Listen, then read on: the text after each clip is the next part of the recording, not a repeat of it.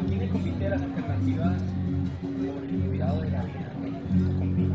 Estamos en el año 2020, un año raro, pero pues aquí estamos finalizando este año en el Comité, un lugar mágico en medio de este universo que es Bogotá, en este centro enredado y a veces caótico que nos trae una apuesta diversa, organizativa, que está entretejiendo un país maravilloso de tiempos.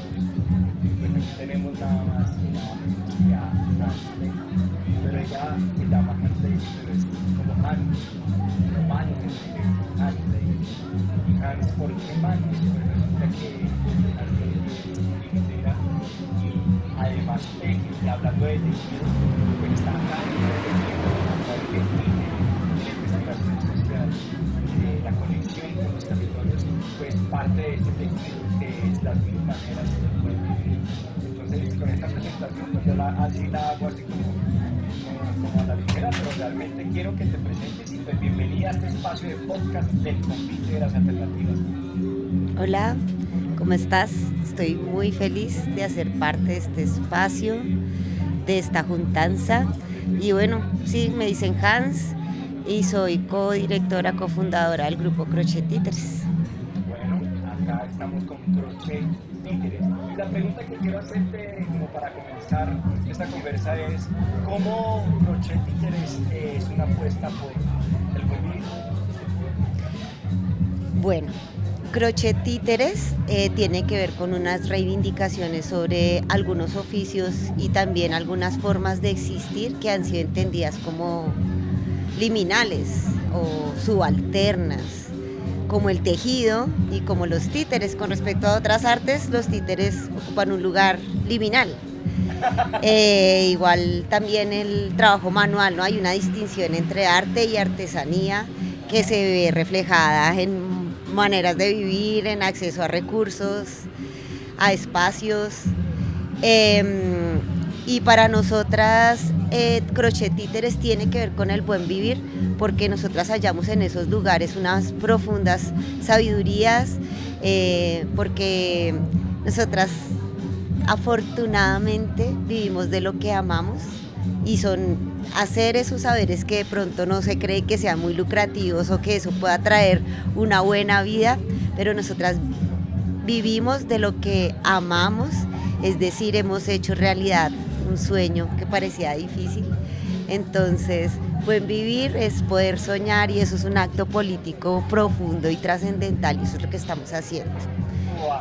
Tremendo, porque comenzaste contándonos que es un arte subalterno, ¿no? Como tanto el tejido como los títeres son esa expresión de arte subalterno y ahí hay resistencia, porque es apostarle a un arte y si nos llegamos a tener esa conversación entre el arte, la diferencia de arte y artesanía y cómo socialmente se ve una cosa y la otra, y decir, bueno, vamos a hacer esto como un acto de resistencia y cómo planteas el poder soñar como una acción hacia el buen vivir, como la capacidad y la libertad que tenemos de soñar, ¿no? ¿Y cómo les ha ido en ese sueño?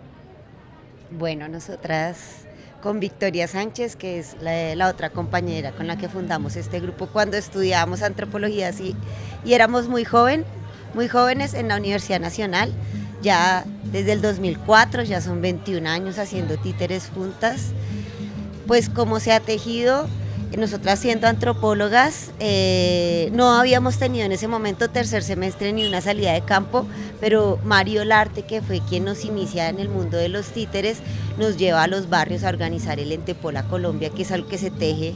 Era un festival gigante que se hacía sin dinero y sin politiquería, era lo que se decía, pero venían más o menos 100 artistas de diferentes lugares de Latinoamérica, incluso Europa, llegaron a venir en algunos años. Y fue como mi primer trabajo de campo y fue ver cómo el arte pues generaba unos tejidos, o sea, como que también hay algo muy loco con respecto a los recursos y nos han vendido que la plata es la manera de conseguir las cosas, pero en las comunidades ese festival se hacía, era una semana entera, como 8, 9 funciones diarias.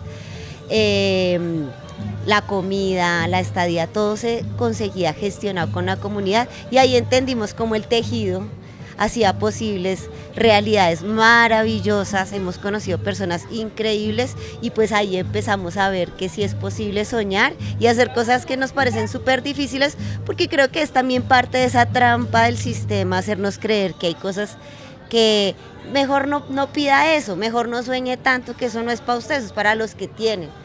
Pues realmente las comunidades, las personas tienen unas riquezas y unas abundancias que es cuestión de empezarnos a articular, dialogar y se hace posible. Entonces el Entepola fue como la tierra fértil donde nosotras empezamos a hacer títeres y pues ahí encontramos el camino. Wow.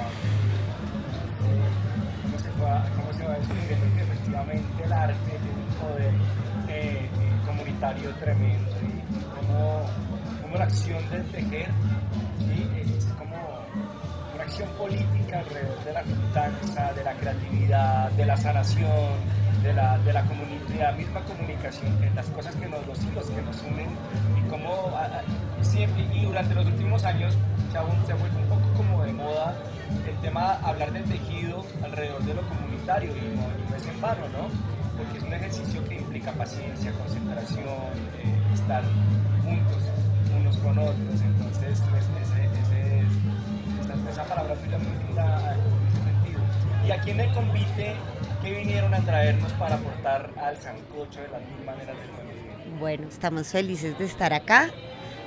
Acá vinimos con una obra que de hecho creamos cuando éramos estudiantes aún, que se llama Los Tres Cerditos sin casa y sin comentarios. Es una versión libre. Así se llama.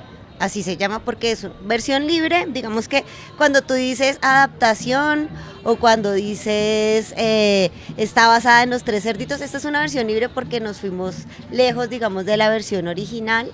Es una obra que no tiene diálogos y que invitamos a la gente a que hable durante la función, es importante.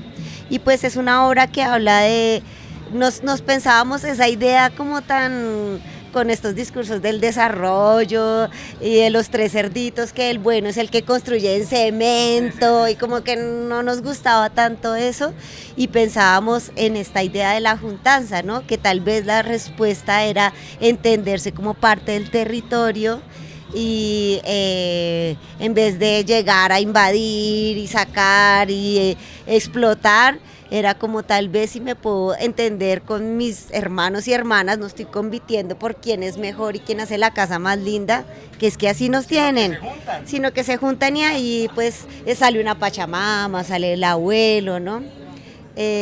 Vinimos con esa y con un taller que se llama Abayomi, que es de fabricación de unas muñecas. Abayomi es una palabra yoruba que significa encuentro precioso. Estas muñecas son una tradición de mujeres que fueron esclavizadas en la época de la nefasta conquista, y pues estas mujeres eran desarraigadas de su territorio, de sus pertenencias, y pues fueron víctimas de toda clase de violencias por culpa, pues por parte de los europeos. Pero también algo que era muy fuerte era que eran separadas de sus familias, de sus hijas e hijos. Entonces ellas construían unas muñecas hechas con nudos, con retazos de su ropa, y compuestas por 6 nudos. Es como una magia, que construyes una muñeca, pero esos nudos, cada nudo es un conjuro, ¿no? Es como una manera de cumplirle un sueño, ¿no? Entonces yo deseo con cada nudo algo para ti, y le entregaban ese muñeco que era para que jugara, porque la diversión también es un acto político, además en un contexto tan terrible, pero también tenía magia protectora, ¿no? Entonces, y paradójicamente es algo que hemos aprendido de otras mujeres cuando estuvimos en Brasil, pero yo lo he visto en otros territorios, en otros espacios. Entonces es una tradición que pervive y que seguramente ahora ha cambiado mucho desde hace no sé cuántos años, 500 años, pero que también en ese sentido es un acto de resistencia. Muñequear es un acto de resistencia y pues se hace con retazos, ¿no? Que tiene mucho que ver acá con el convite, que es cómo damos uso y cómo, digamos, a través de ciertas magias, pues hacemos que los elementos y los materiales cobren otros valores, ¿no? Ay, tremendo. Ay, en eso que acabas de decir hay muchas cosas que espero que no se me escapen.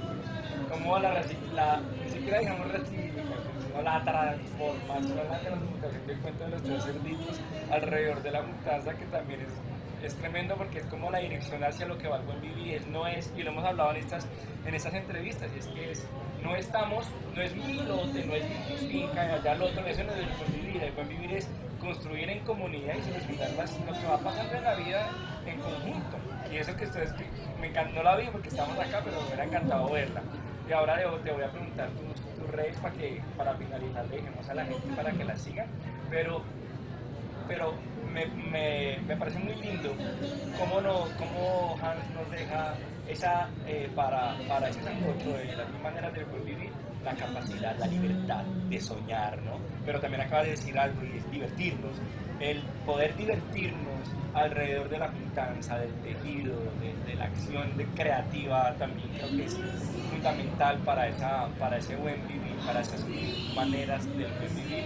Y pues agradecerte por ese aporte tan lindo que dejas en ese sancocho, de tu palabra tan dulce y tan creativa, de una chispa tremenda que vas como hilando ahí esa historia de las muñecas, me parece tremenda.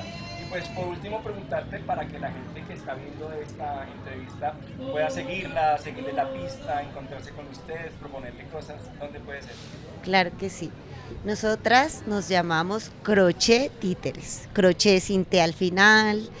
Crochet Títeres, estamos en Instagram, en Facebook, tenemos un canal de YouTube y escriban nomás Crochet, que ahí aparecemos, yo creo. Listo, entonces pues muchas gracias, Hans, por haber hecho parte de ese espacio de las alternativas.